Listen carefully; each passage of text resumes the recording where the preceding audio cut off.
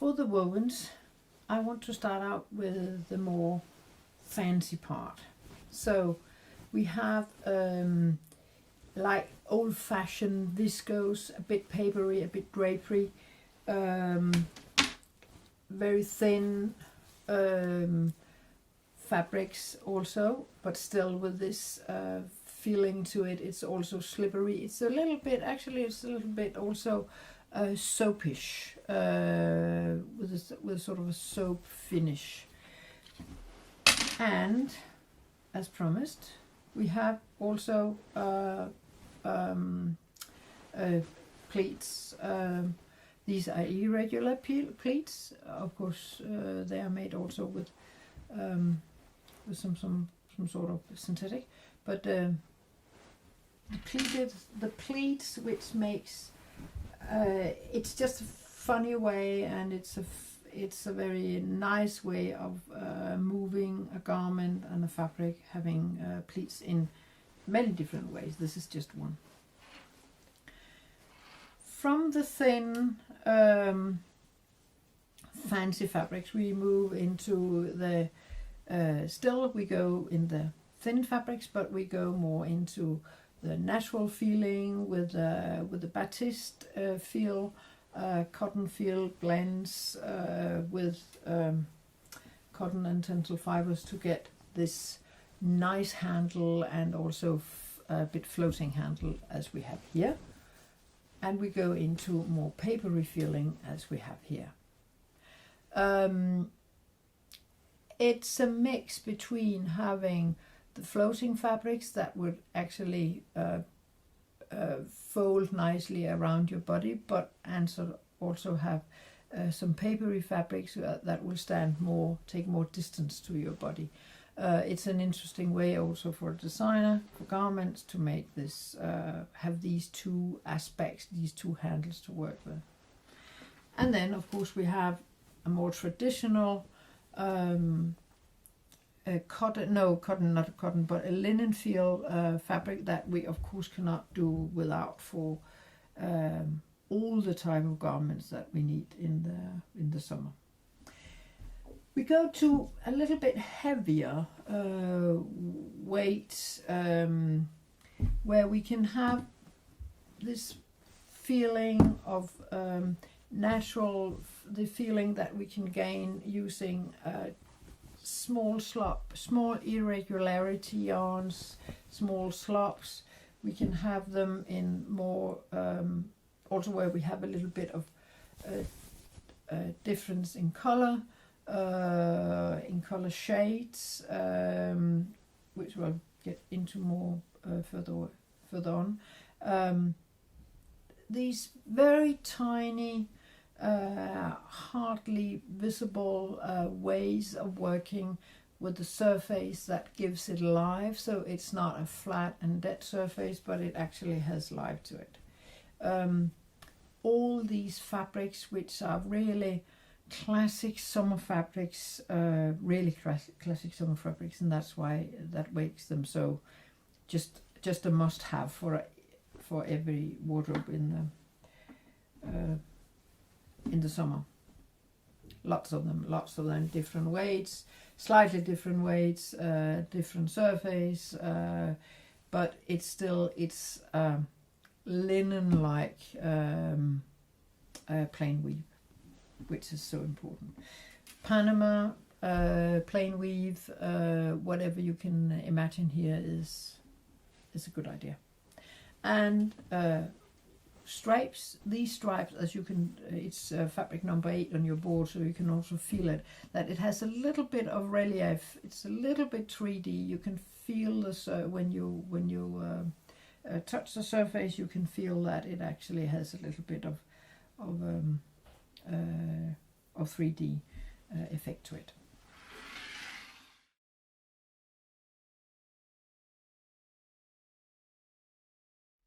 So coming back to these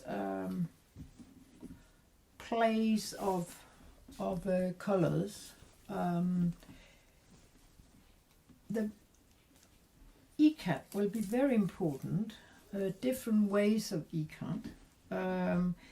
or different ways of playing with surface, with colors. Something that is not, it's not a lot, but it takes it from being a normal stripe into being a special stripe. Small ikat patterns could be also very interesting, or just more random ikat is also a way of moving a surface, making a surface more interesting, absolutely. And also, but this is not small moving the surface. Here we're talking about printed look-alike ikat, but also that is a way you could take, because we will have print in this season. Going into still talking about the way how to move a surface. Here again we have this little play of difference in colors, difference in nuances, and that's it. We could carry on into the summer tweed, which we're also talking about on this page.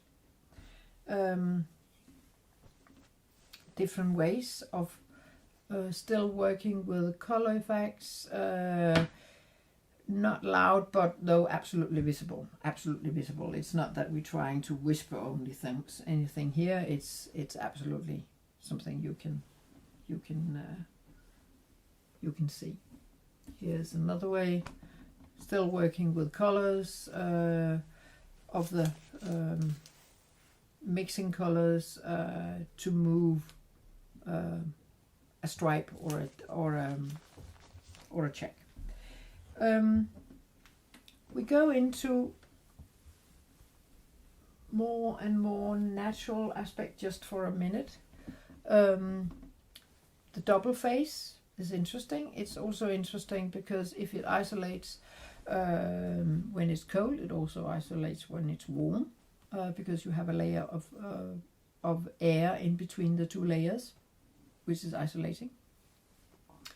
Here we have a very coarse fabric that is it's very heavy, but that's apart from that. But the idea about how to use the fabric, how to make it interesting and make it very hand feel without being too crafty, that is also a good idea. Of course, you don't have to make it. You actually don't have to make it double fabric. You could also just make the stripes like this, a new sort of pinstripe, we call it. More surfaces. Of course, the seersucker is always a classic, also for summer. It's a classic because it gives a little stretch and it gives body to the fabric. So it gives body to the garment, which is nice to have, so it's not clinging to your body. So these are really classics for summer, and there will be a lot of classics. We will really need classics, that's for sure. This is also a sort of seersucker, then it's also printed, but it's almost as if it's in between a ripstop and a seersucker. It's quite interesting and new. Here we also, and then we'll move on to more classic, still classic. This is almost like it's almost like herringbone in a nice quality, very classy, very nice quality, and classic weaves. And we have linen feel in plain weaves. It could be Panama, it could be reps, and these cotton, but soft cotton feelings. So a blend with tencel would be very, very good. This is the part of this board which is on the natural things, but again, it's interesting to move to blend in with some more synthetic things. So here we have a more synthetic feel with, you can hear that it's sort of it's a papery feel, but it is a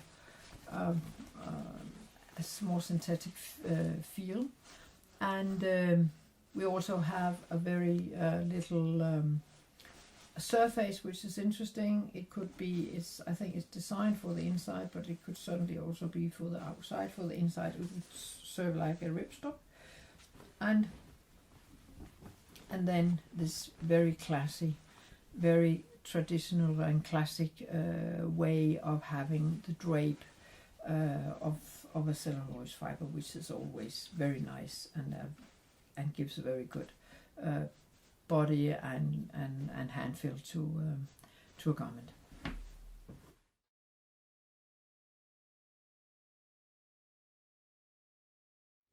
For the board 3, let's start with the lively part, which are the checks.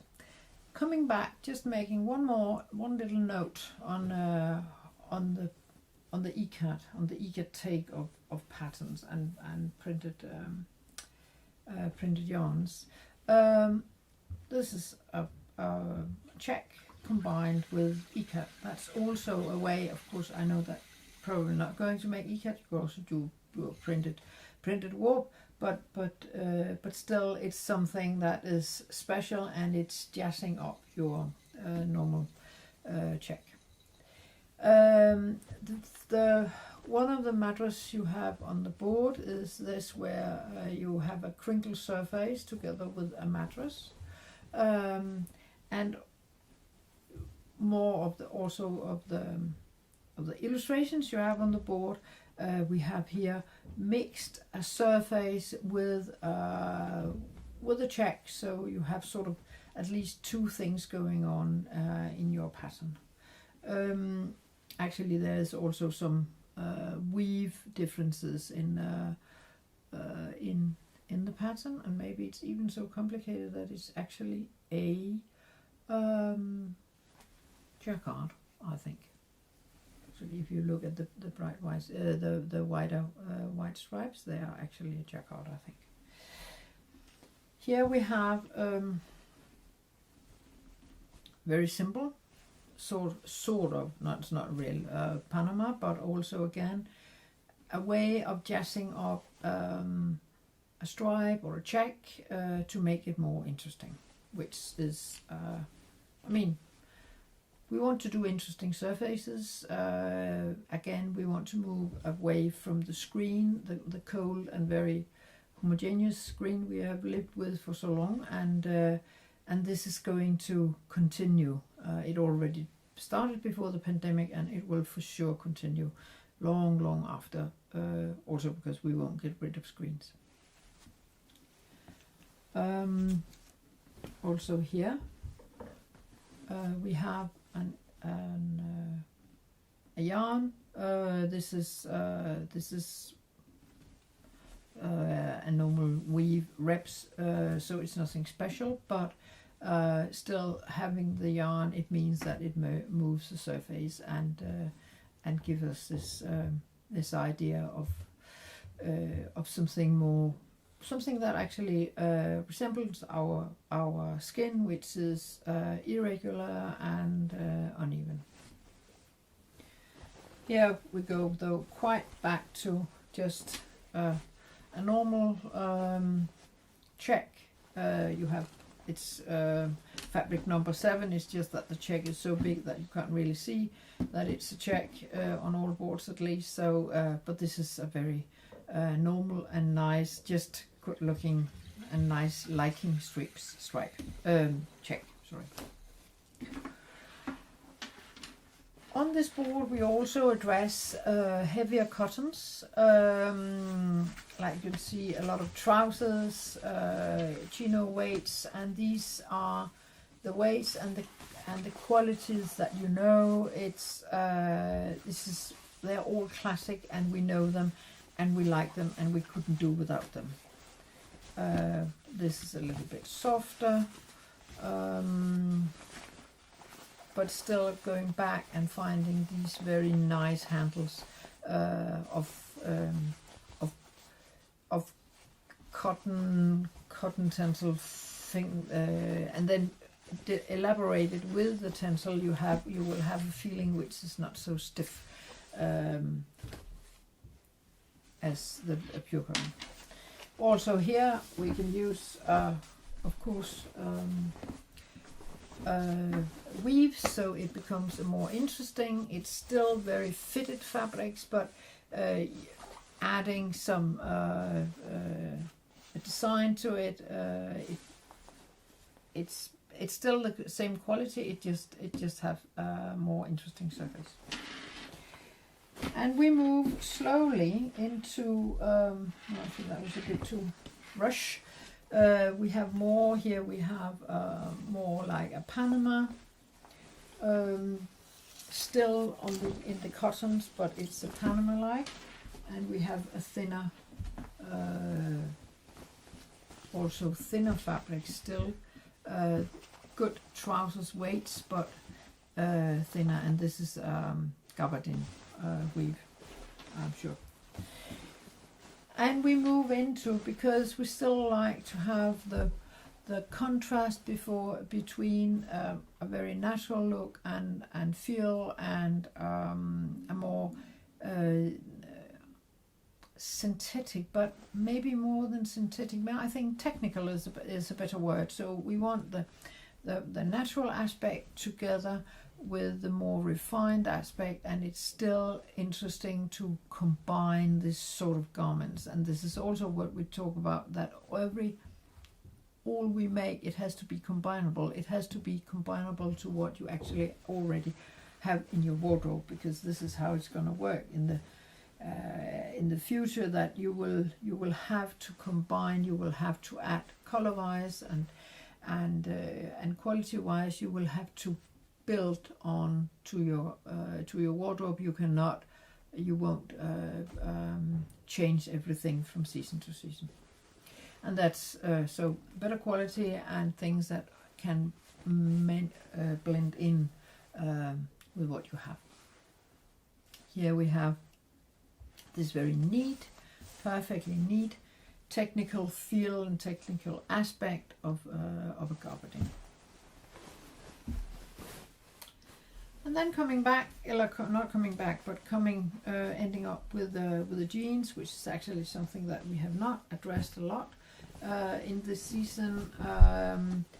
We have soft jeans for summer purpose. It's a normal jeans, but it's absolutely softer, so it's very different from the jeans that we know here, also for looser garments and for shirts. For shirts, but also for dresses. But looser garments, it's a much more fluid fabric. We have here. We also have we're playing with the colors. A random color sequence that maybe it's not so random, but anyway, and that moves the surface and make it more interesting. And here then we have stripes. Stripes is also good for summer, always good for summer.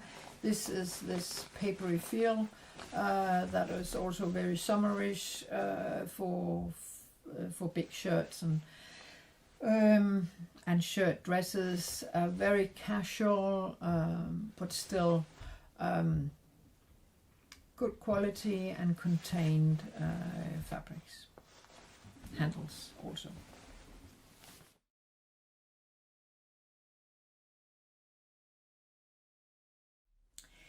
So on this the last Boards for Wovens, we go into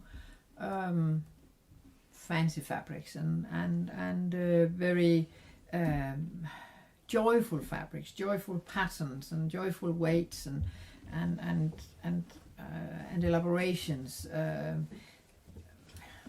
Life is joyful, and we have to remember that it's joyful.